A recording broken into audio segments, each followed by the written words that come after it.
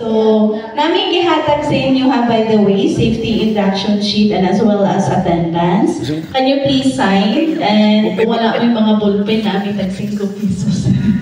Joke lang. Okay, so nakatilaw na ba mo sa amo ang pa-welcome drinks? Natilawan ninyo how's the taste? Kami ira kaayo? Yummy. Ha? Alright.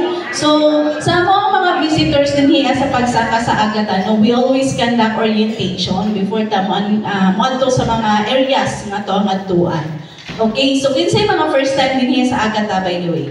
Kinsay first time?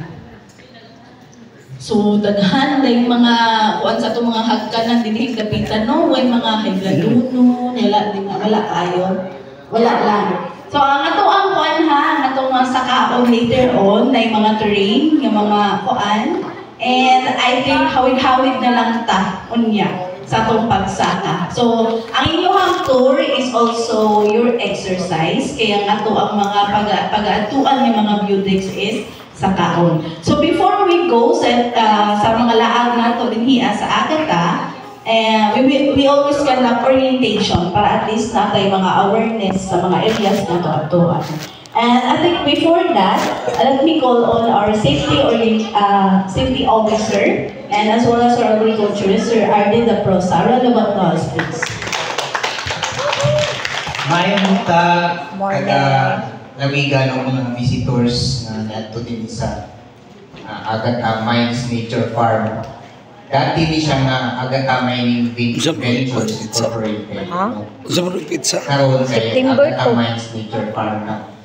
So again, ako si Arden the Prosa, yung safety officer. So ako lang i-remind na kung mag-adto ka sa field, number 1 yun, kahit nakita na ako dagat mga bata. So, responsibility na ito, mabantayan na ito mga bata. Labi na, musaka tag ka na yung medyo bakilid o bukid. No? So, kasi malikaw tag picture pa na ito mga bata, may gagan-gagan na. Ang number 1 na nakita na ako. And then, naman tayo kalog. Dati, hard hat ang ginasuot. Karoon farm hat yung suoton. And then make sure na magdala o tubig, no? Kay karon hayag ang adlaw. And then musabay sa inyo ang ato ang isa siro ka kaning maghatag sa inyo first aid, sipa ko lang kung tayo magasgas, no? Na kay safety officer dapat na magsabay ninyo. So ang yun lang nako, labi na sa mga bata, iwasan na ito ang mag-uso mag-ulang ng prank food. Kana, nagatinto